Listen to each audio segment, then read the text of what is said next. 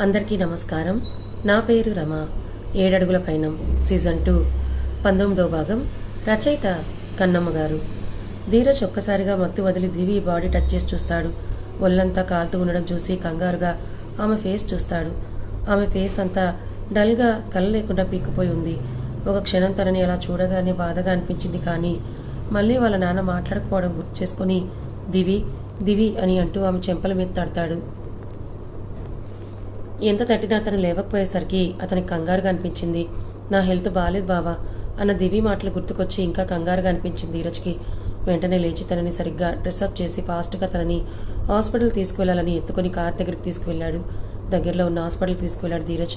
Stretcher మీద పడుకోబెట్టగానే doctor తన pulse check చేసి ఫాస్ట్గా ఎమర్జెన్సీ వార్డుకి తీసుకువెళ్ళండి అంటారు.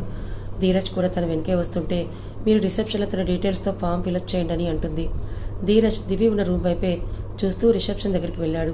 రిసెప్షన్లో డీటెయిల్స్ అడుగుతుంటే పేరు ఇంకా డీటెయిల్స్ చెప్పేసి లాస్ట్కి మీరు తనకి ఏమవుతారని అడిగితే ఒక క్షణం కూడా ఆలస్యం చేయకుండా హస్బెండ్ అని అంటాడు ధీరజ్. వాళ్ళు ఓకే, డాక్టర్ చెక్ చేసే వరకు వెయిట్ చేయండి అని అంటారు. సరే అని చెప్పి దివి ఉన్న రూమ్ బయట వెయిట్ చేస్తూ ఉంటాడు ధీరజ్. వాళ్ళు ఓకే డాక్టర్ చెక్ చేసే వరకు వెయిట్ చేయండి అని అంటారు. సరే అని చెప్పి దివి ఉన్న రూమ్ బయట వెయిట్ చేస్తూ ఉంటాడు ధీరజ్. లోపల దివిని చెక్ చేసి నర్స్తో ఏదో మాట్లాడి బయటకొచ్చి ధీరజ్ని చూస్తారు. ఆవిడ బయటికి రావడం చూసి డాక్టర్ తనకి ఎలా ఉందని అడుగుతాడు ధీరజ్.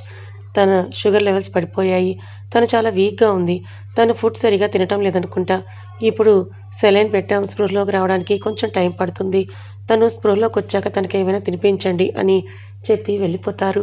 ధీరజ్ అని దివి పక్కకి వెళ్ళి కూర్చుంటాడు.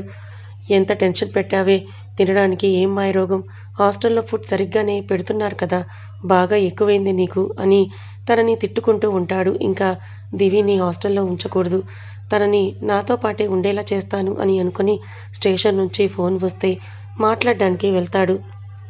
చైత్ర ఎప్పట్లా విక్రమ్ గుండెల మీద పడుకొని సూర్యకిరణాలు తన మీద పడుతుంటే కళ్ళు తెరిచింది. విక్రమ్ తనని భద్రంగా తనలో పొందుకోవడం చూసి చిన్నగా నవ్వి అతని నుదుటి మీద ముద్దు పెట్టింది. విక్రమ్ నిద్రలోనే చిన్నగా నవ్వాడు. అతని జుట్టులో వేలు దూర్చి నిమురుతూ ఇన్నేళ్ళైనా మీ ప్రేమలో కొంచెం కూడా తేడా రాలేదని అనుకుంటూ అతన్ని చూస్తూ ఉంటుంది.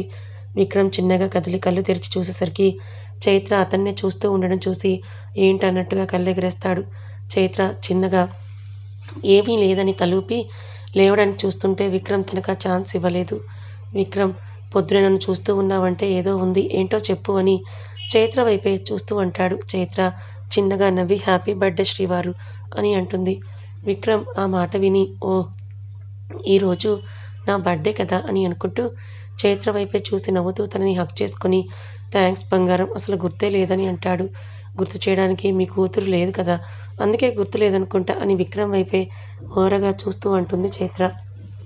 కూతురు లేకపోతే ఏంటి, పెళ్ళాం ఉంది కదా అని ఆమె పెదాలను చూస్తూ అంటుంటే అతని ఉద్దేశం అర్థమై అతని పెదాల మీద చేతిని అడ్డం పెట్టి ఇలాంటివి తర్వాత, ఇప్పటికైతే లేవండి, గుడికి వెళ్ళొద్దాం అని అంటుంది చైత్ర. విక్రమ్ బర్త్డేకి గిఫ్ట్ ఏం లేదా అని అతన్ని వదిలి ఫ్రెష్ అవ్వడానికి వెళ్తూ ఉన్న చైత్రని చూసి అడుగుతాడు. చైత్ర అతని వైపు నవ్వుతూ చూస్తూ రాత్రే మీ గిఫ్ట్ మీకు ఇచ్చేశాను, అంతకన్నా గొప్ప గిఫ్ట్ మీకు అవసరం లేదనుకుంటానని అంటుంది. అంటే అందుకైనా నాకు అడ్డు చెప్పలేదని తన వైపు చిరుకోపంగా చూస్తూ అంటాడు విక్రమ్. చైత్ర అని నవ్వుతూ చెప్పి బాత్రూంలోకి వెళ్తుంది. విక్రమ్ తను వెళ్ళిపోయాక నవ్వుకుంటూ అవును బంగారం, నువ్వే నాకు పెద్ద గిఫ్ట్, ఇంకా నాకు నా లైఫ్లో ఏం అవసరం లేదు అని అనుకుంటాడు. చైత్ర స్నానం చేసి వచ్చేసరికి తన కోసం ఒక చీర బెడ్ మీద ఉండడం చూసి అది అక్కడ ఎవరు పెట్టారో అర్థమై ఆ చీరని ప్రేమగా తడిమి కట్టుకొని పూజ చేయడానికి వెళ్తుంది. తను పూజ చేసేసరికి విక్రమ్ జిమ్ చేసి రెడీ అయి వస్తాడు. అప్పటికి అందరూ లేచి రెడీ అయి పూజ రూమ్ దగ్గరికి వస్తారు. చైత్ర అందరికీ హారతిస్తూ ఉంటుంది. అత్తయ్య ఈరోజు ఏమైనా స్పెషల్ ఉందా, మీరు స్పెషల్గా కనపడుతున్నారని అడుగుతుంది హారతి తీసుకుంటూ చిన్నారి. చైత్ర చిన్నగా నవ్వి చెప్పబోతూ ఉంటే ఈరోజు విక్కీ బర్త్డే, అందుకే మమ్మీ అలా ఉందని చెప్తాడు అనిరుద్. చిన్నారి అవునా అని విక్రమ్ వైపు తిరిగి తనకి విష్ చేయబోతుంటే ఆగు చిన్నారి అని అంటుంది చైత్ర. చిన్నారి అయోమయంగా చైత్రనే చూస్తుంది. అద్విక్ చిన్నారి వైపు చూసి ఇప్పుడే నువ్వు విష్ చేయకు చిన్నారి అని అంటాడు. ఎందుకు అన్నట్టు చూస్తుంది చిన్నారి. మేము నలుగురం పుట్టినప్పటి నుంచి మేము నలుగురం ఒకేసారి విక్కీకి విష్ చేస్తాం, దివి అక్క ఇంకా ఫోన్ చేయలేదు, అందుకే ఇంకా ఎవరం కూడా విష్ చేయలేదు. దివి అక్క ఫోన్ చేసే వరకు డాడీ ఎవరి ఫోన్ లిఫ్ట్ చేయడు, ఎవరి విషెస్ తీసుకోడు అని అంటుంది మను. చిన్నారి ఓ అని అంటుంది. వీళ్ళ నలుగురు ఎంత బాగున్నారు. ఈ కాలంలో ఇలా ఎవరూ ఉండరు. తను లేకపోతే మాకేంటని ఈ కాలంలో ఇంకా బంధాలకి విలువ ఇస్తున్నారు అని మనసులో అనుకుంది చిన్నారి. కన్నయ్య ఒకసారి దివి కాల్ చేయనంటుంది చైత్ర. చేశాను మమ్మీ, కానీ తను లిఫ్ట్ చేయడం లేదు అని అంటాడు అద్విక్. తను మీ బర్త్డే మర్చిపోయిందేమో మామయ్య అని అంటుంటే చిన్నారి అలాగైతే మర్చిపోయినా పర్వాలేదు. ఇలాగే రోజంతా ఇంట్లోనే ఉంటాను. బట్ తను విష్ చేయలేకుండా ఎవరు విష్ అయినా సరే నాకు తృప్తిగా అనిపించదని విక్రమ్ అంటాడు. అందరూ కూర్చొని నేను పాయసం తీసుకొని వస్తాను అని వెళ్తూ ఉంటే మమ్మీ ఆగు అని మను అంటుంది. చైత్ర ఆగి మను వైపు చూస్తే మమ్మీ నాకు ఒక డౌట్ ఉంది, క్లారిటీ ఇవ్వని చైత్రనే చూస్తూ అంటుంది మను. ఏంటి మను అని అడుగుతుంది చైత్ర. నువ్వు నాకు చెప్పకుండా షాపింగ్కి ఎప్పుడు వెళ్ళావు మమ్మీ అని తన చీరనే చూస్తూ అడుగుతుంది మను. నేను షాపింగ్కి వెళ్ళలేదు మను అని అంటుంది చైత్ర. మరి ఈ చీర నువ్వెప్పుడు కొన్నావు? ఒకవేళ కొన్నా నాకెప్పుడూ చూపించలేదు ఎందుకు అని అడుగుతుంది మను. అద్విక్ ఏం మాట్లాడుతున్నావు? ఆన్లైన్లో బుక్ చేసుకుంటే ఎన్నో డ్రెస్సెస్ తీసుకోవచ్చు. అలానే మమ్మీ ఇది తీసుకుంది అనుకుంటా, అంతే కదా మమ్మీ అని అంటాడు. లేదన్నయ్య, మమ్మీ ఎప్పుడు అలా చేయదు. అందుకే ఇలా పర్టికులర్గా అడుగుతున్నాను. మమ్మీ షాపింగ్కి వెళ్ళదు. ఇంట్లోనే ఉండి ఆన్లైన్లో తీసుకుందా అంటే మనకే తీసుకుంటుంది, కానీ తనకి మాత్రం తీసుకోదని పెద్ద డిటెక్టివ్ లాగా అడుగుతుంది మను. చైత్ర ఏదో చెప్పేలోపే అద్విక్ ఫోన్ రింగ్ అవుతుంది. దివి హాస్టల్ నెంబర్ స్క్రీన్ మీద చూసి అందరికీ చూపిస్తాడు. అందరూ దివినే కాల్ చేస్తుందేమో అని అనుకుని లిఫ్ట్ చేయమని చెప్పడంతో కాల్ లిఫ్ట్ చేస్తాడు అద్విక్. హలో దివి అని అంటే, సార్ ఇందాక మీరు దివ్యాంశ కోసం కాల్ చేశారు కదా, తనుందేమో అని తన రూమ్కి వెళ్ళి చూసాం. బట్ తను నిన్న నైట్ బయటికి వెళ్ళింది. అప్పటి నుంచి హాస్టల్కి రాలేదని చెప్తుంది హాస్టల్ వార్డెన్. అది విని అందరూ షాక్ అవుతారు. నైట్ నుంచి తను రాకపోవడం ఏంటి? మీరు తను రాకపోతే కంప్లైంట్ చేయకుండా ఎలా ఉన్నారని అడుగుతాడు అద్విక్. అవును సార్, తను రాత్రంతా రాలేదు నిజమే. బట్ దివ్యాంశ ఒక్కోసారి నైట్ రాకుండా మార్నింగ్ వస్తూ ఉంటుంది. అందుకే రాలేదని అనుకుని మేము ఏమీ తనకి కాల్ చేయలేదు అని అంటుంది వార్డెన్. విక్రమ్ ఆ మాట విని కాల్ కట్ చేయని అద్విక్కి సైగ చేస్తాడు. I hate you, I hate you అన్న మాటలు అతని చెవిలో మారుమోగుతుంటే ఉలిక్కిపడి నిద్రలేస్తాడు మధు. చుట్టూ చూస్తాడు. అతని రూమ్లో బెడ్ మీద ఉండడం చూసి ఇదేంటి, ఎవరు నాకు ఐ హేట్ యూ అని చెప్పారు? ఆ సౌండ్ నా చెవిలో రీసౌండ్ ఎందుకు అయ్యింది? ఛ, నిన్న మను మాటలు విని డిస్టర్బ్ అయ్యి లేట్గా పడుకున్నాను. ఇప్పుడేమో ఎవరో అమ్మాయి ఐ హేట్ యూ అనగానే లేచానని విసుగ్గా అనుకుంటూ టైం చూస్తాడు. టైం 7 అవ్వడం చూసి ఓ గాడ్, ఇంతసేపు పడుకున్నానేంటి? ముందే ఈరోజు ఫ్యాబ్రిక్స్ చెకింగ్ ఉంది కదా అని అనుకొని ఫాస్ట్గా రెడీ అవ్వడానికి వెళ్తాడు. మెల్లగా గంట తర్వాత కళ్ళు తెరుస్తుంది దివి. తను హాస్పిటల్లో ఉండడం చూసి తనకు అయోమయంగా అనిపించి చుట్టూ చూసింది. తనకి సెలైన్ పెట్టేసి ఉండడం చూసి తను వీక్గా ఉందన్న విషయం తనకు అర్థమైంది. పక్కనే ఉన్న నర్సును చూసి నన్ను హాస్పిటల్కి ఎవరు తీసుకువచ్చారు అని అడిగింది. నర్స్ మీ హస్బెండ్ మేడం అని చెప్తుంది. హస్బెండా అని అర్థం కాక చూస్తూ ఉంటే అవును మేడం, ఇంతసేపు ఇక్కడే ఉన్నారని నర్స్ అంటుంటే అప్పుడే లోపలికి వచ్చాడు ధీరజ్. ధీరజ్ దివి కళ్ళు తెరిచి మాట్లాడడం చూసి కళ్ళు తెరిచావా అని తనని చూస్తూ అడుగుతాడు. ఓ, నా హస్బెండ్ అని బావ చెప్పాడా అని అనుకుంటూ అని అంటుంది దివి. ధీరజ్ నీ ఫోన్ ఊరికే రింగ్ అవుతోంది, కన్నయ్య అప్పటి నుంచి కాల్ చేస్తూనే ఉన్నాడు అని దివి చేతికి ఫోన్ ఇస్తాడు ధీరజ్. దివి ఆ ఫోన్ చేతిలోకి తీసుకుంటుంది. అందులో డేట్ చూడగానే వాళ్ళ అన్నయ్య ఎందుకు కాల్ చేస్తున్నాడు అనేది అర్థమయ్యి ఫాస్ట్గా అద్విక్కే కాల్ చేస్తుంది. అద్విక్ ఫోన్ కలవకపోవడం వల్ల అనిరుద్ధ్కి ఫోన్కి కాల్ చేస్తుంది. దివి కంగారుగా ఫోన్ చేయడం చూసి ఏమై ఉంటుందా అని అర్థం కాక ఆమెను చూస్తూ ఉంటాడు ధీరజ్. విక్కీ దివి రూమ్కి వెళ్ళకపోవడం ఏంటి, తనకి ఏమైనా అయి ఉంటుందా అని కంగారుగా చెల్లెల గురించి ఆలోచిస్తూ ఉంటాడు అద్విక్. అలాంటిదేమీ జరిగి ఉండదు కన్నయ్య, నువ్వేం కంగారు పడకు అని విక్రమ్ పక్కకి జరిగి ఆలోచిస్తూ ఉంటే అక్కడున్న వాళ్ళు కంగారు పడుతూ ఉంటారు. అప్పుడే అనిరుద్ ఫోన్ రింగ్ అవ్వడంతో అనిరుద్ ఎవరా అని చూసేసరికి అక్క అని స్క్రీన్ మీద ఉండడం చూసి విక్కీ దివి అక్క కాల్ చేస్తోందని అంటాడు. దివి పేరు వినగానే అందరూ ఫోన్ దగ్గరికి చేరతారు. విక్రమ్ చిన్న కాల్ స్పీకర్లో పెట్టు అని అంటాడు. అనిరుద్ హా అని కాల్ లిఫ్ట్ చేసి హలో అక్క అని అంటాడు. చిన్న చిన్న విక్కీ వెళ్ళిపోయాడా అని అడుగుతుంది దివి. లేదక్క, నీ ఫోన్ కోసమే అందరం విక్కీతో సహా వెయిట్ చేస్తున్నామని అంటాడు అనిరుద్. సారీ చిన్న, నైట్ ఒక ఎమర్జెన్సీ కేసు వచ్చింది, అందుకే నైట్ అంతా హాస్పిటల్లోనే ఉన్నానని అంటుంది దివి. దివి పక్కన ఉన్న ధీరజ్ తన మాటలు విని షాక్ అవుతాడు. పర్వాలేదులే దివి అని అంటాడు విక్రమ్. అక్క, ఇంకా ఫోన్ చేస్తావు కదా, డాడీకి విష్ చేద్దాం అని అంటుంది మను. దివి హా అని అంటుంది. అద్విక్ సరే, నేను 1 2 3 అంటాను, నలుగురు ఒకేసారి విష్ చేద్దామని అంటాడు. దివి, మను, అనిరుద్ అలాగే అని అంటారు. అద్విక్ 1 2 3 అన్నాక నలుగురు ఒకేసారి హ్యాపీ బర్త్డే విక్కీ అని అంటారు. వాళ్ళ నలుగురితో పాటు చిన్నారి కూడా చెప్తుంది. విక్రమ్ నవ్వుతూ అందరి వైపు చూస్తూ థ్యాంక్ యూ అని అంటాడు. చైత్ర హ్యాపీగా ఫీల్ అవుతూ చూస్తూ ఉంటుంది. దివి ఫస్ట్ టైం విక్కీ, నీ బర్త్డేకి నేను లేనందుకు బాధగా ఉంది అని అంటుంది. ధీరజ్ దివి మాటల ద్వారా విక్రమ్ బర్త్డే అనే విషయం అర్థం చేసుకుంటాడు. విక్రమ్, చైత్ర ఆ మాటకి ఫీల్ అవుతారు. ఏయ్ దివి, నువ్వలా మాట్లాడి మీ డాడీని ఇంకా ఫీల్ అయ్యేలా చేస్తున్నావా అని అడుగుతుంది చైత్ర. దివి కళ్ళల్లో తిరిగిన నీళ్ళని తుడుచుకొని, లేదు మమ్మీ, చెయ్యను, నేను మీకు మళ్ళీ కాల్ చేస్తాను, నేను చాలా టయర్డ్ అయ్యాను, ఫ్రెష్ అప్ అయిన కాల్ చేస్తాను అని అంటుంది దివి. చైత్ర హా, జాగ్రత్తగా ఉండు అని అంటుంది. దివి హా అని కాల్ కట్ చేసి కన్నీళ్లు పెట్టుకుంటుంది. తన వాళ్ళతో ఎప్పుడు చెప్పనన్ని అబద్ధాలు చెబుతున్నందుకు దివి కాల్ చేసి మాట్లాడేసరికి అప్పటి వరకు అందరూ పడ్డ టెన్షన్ నుంచి కాస్త రిలీఫ్గా ఫీల్ అవుతారు. విక్రమ్, బంగారం, అందరికీ పాయసం ఇవ్వు, నేను ఆఫీస్కి వెళ్తున్నాను అని చెప్పి ఫైల్ కోసం రూమ్లోకి వెళ్తాడు. చైత్ర అందరికీ పాయసం ఇచ్చి ఒక బౌల్ తీసుకొని తను కూడా రూమ్లోకి వెళ్తుంది. బంగారం, నా ఫైల్ ఏదని చైత్ర లోపలికి రావడం చూసి అడుగుతాడు విక్రమ్. నేను వెతికిస్తాను కానీ మీరు తినండి అని పాయసం తినిపించడానికి స్పూన్ అతని నోటి దగ్గర పెడుతుంది చైత్ర. విక్రమ్ ఆమెను చూసి నవ్వుతూ తింటాడు. అతను తిన్నాక చైత్ర పిల్లో కింద పెట్టి ఫైల్ తీసి అతనికి ఇస్తుంది. విక్రమ్ నవ్వుతూ చైత్ర చేతిలోని ఫైల్ తీసుకొని ఆమె బుగ్గ మీద ముద్దిచ్చి, థ్యాంక్స్ బంగారం, ఈవినింగ్ బయటికి వెళ్దాం, ఆఫీస్ దగ్గరికి వచ్చాయని చెప్పి వెళ్ళిపోతాడు. అజిత, అనిరుద్ కాలేజ్కి, మను ఆఫీస్, ఇలా అందరూ కూడా ఎవరి పనుల మీద వాళ్ళు వెళ్ళిపోతారు. అనిరుద్ ఎప్పట్లా మాట్లాడకుండా సైలెంట్గా ఉండడం చూసి ఏమైందని అడుగుతుంది అజిత. అనిరుద్ ఎవరికి ఏమైంది అని బైక్ డ్రైవ్ చేస్తూ అడుగుతాడు. ఎప్పుడు ఏదో ఒకటి మాట్లాడుతూనే ఉంటావు కదా, ఇప్పుడు ఏమీ మాట్లాడడం లేదు ఎందుకని అంటుంది అజిత. మాట్లాడినా మాట్లాడకపోయినా ఎలాంటి తేడా ఉండదు కదా, అందుకే సైలెంట్గా ఉండడమే బెస్ట్ అని అనిపించి మాట్లాడడం లేదు అని అనిరుద్ అంటాడు. అజితకి అనిరుద్ బాగా హర్ట్ అయ్యాడు అనే విషయం అర్థమైనా తను ఇంకేం మాట్లాడలేదు. నేను కోపంగా ఉన్నానని అర్థమైనా చిన్నారి ఏం మాట్లాడలేదంటే తనకి నా మీద ఎలాంటి కన్సర్న్ లేదనే కదా. నేనే తనని ఇబ్బంది పెడుతున్నానా? అప్పుడు తను నాకు ప్రపోజ్ చేసినప్పుడు తనది చాలా చిన్న వయసు, ఆ వయసులో కలిగే ఆకర్షణ వల్ల అప్పుడు నాకు ప్రపోజ్ చేసిందా?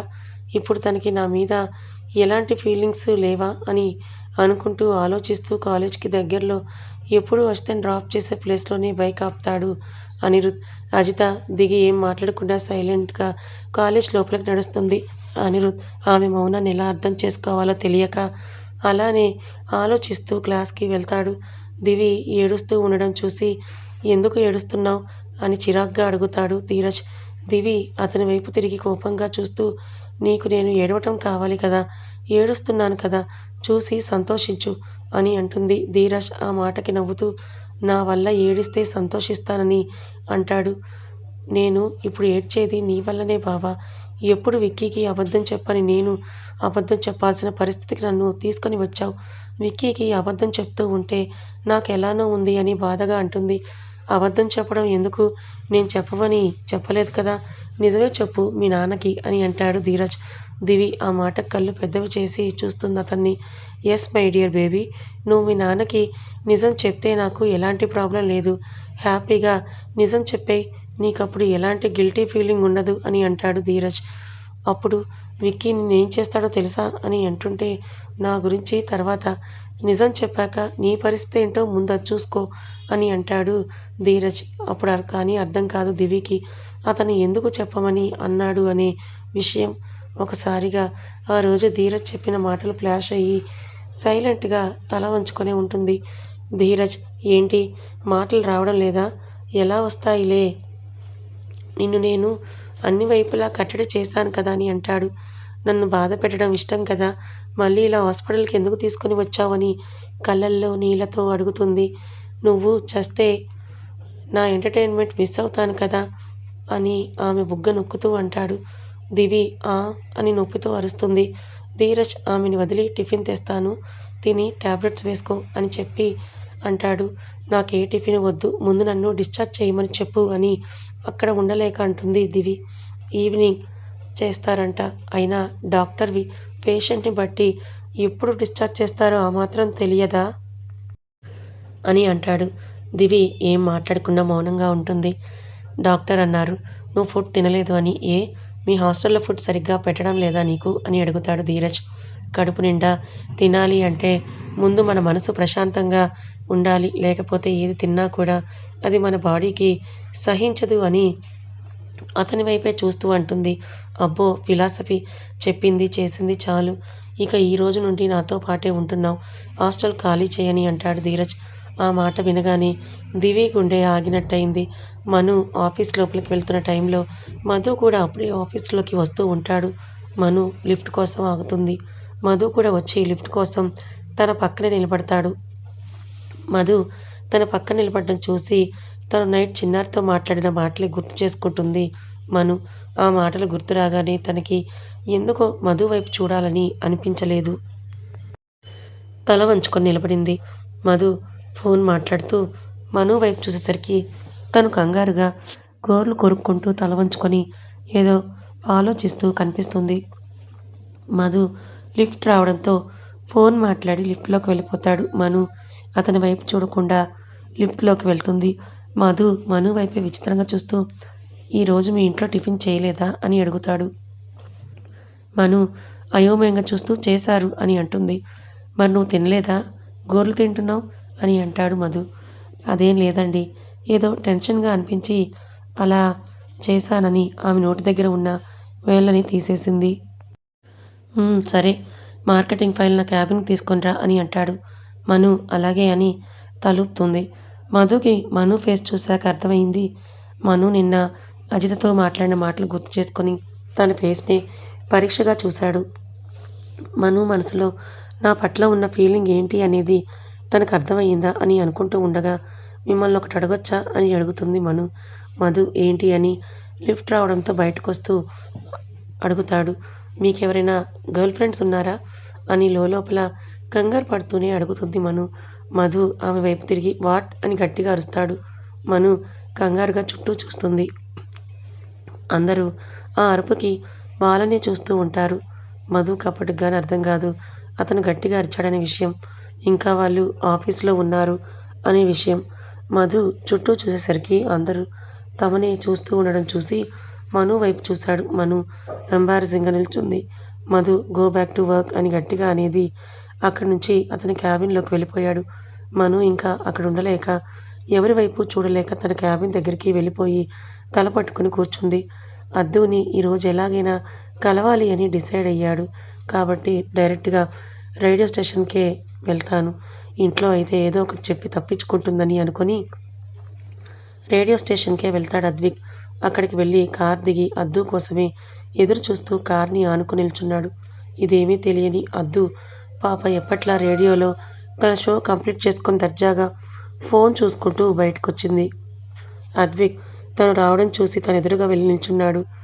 తన ఎదురుగా ఎవరో నిలబడేసరికి ఎవరా అని అనుకుంటూ తలెత్తి చూసిన అద్దుకి ఎదురుగా అద్విక్ కనిపించేసరికి తన నోటి నుంచి అప్రయత్నంగా ఆర్య అని అంటూ షాకింగ్గా చూస్తూ అంటుంది. అద్దు నోటి వెంట ఆర్య అనే పదం వినేసరికి అతని పెదవుల మీద చిరునవ్వు వచ్చింది. అది అతను ఆమె నోటి నుంచి ఎప్పటి నుంచో వినాలి అనుకుంటున్న అతని పేరు కాబట్టి ఇద్దరి చూపులు కలిశాయి. ఏవేవో ఊసులు చెప్పుకుంటూ ఉన్నాయి. ఏదో సౌండ్ విని ముందుగా తేరుకున్న అద్దు అద్విక్ వైపే చూస్తూ నువ్వేంటి బావా ఇక్కడ అని అడుగుతుంది. నీతో మాట్లాడాలని అనుకున్నాను, అందుకే మీ ఆఫీస్ దగ్గరికి వచ్చానని అంటాడు. అద్దు ఫోన్ చేస్తే అయిపోయేది కదా బావా అని అంటుంది. ఫోన్లో చెప్పే విషయమే అయితే నేను పర్సనల్గా ఎందుకు కలవాలని అనుకుంటానని అంటాడు అద్విక్. అద్దు ఆ మాటలకి ఇంకేం మాట్లాడలేకపోతుంది. అద్విక్ ఇప్పటికైనా నాకు మాట్లాడే ఛాన్స్ ఇస్తావా అని అంటాడు. ఎక్కడికైనా వెళ్ళి మాట్లాడుకుందామా అని చుట్టూ చూస్తూ అంటుంది అద్దు. అద్విక్ సరే పద అని అతని కారు వైపుకి నడుస్తాడు. అద్దు కూడా వచ్చి కారులో కూర్చుంటుంది. ఇద్దరు ఒక రెస్టారెంట్కి వెళ్తారు. ఆర్డర్ ఇచ్చేసి అద్దు వైపే చూస్తాడు అద్విక్. ఏం మాట్లాడాలని అనుకుంటున్నావో చెప్పు బావా అని అడుగుతుంది అద్దు. నన్ను అడిగావు కదా బావా, నువ్వెవరైనా ప్రేమిస్తున్నావా అని గుర్తుందా అని అడుగుతాడు అద్విక్. అద్దుకి అద్విక్ ఆ టాపిక్ ఎందుకు తీశాడో అర్థం కాక హా అని తలూపుతూ నీ ఆన్సర్ కూడా విన్నాను కదా అని అంటుంది. కథ కొనక ఉంది. మరి తర్వాత ఏం జరగబోతోంది తెలుసుకోవాలనుకుంటే ఛానల్ని ఫాలో అవ్వండి. కథ నచ్చితే లైక్ చేయండి. Thank you so much for watching.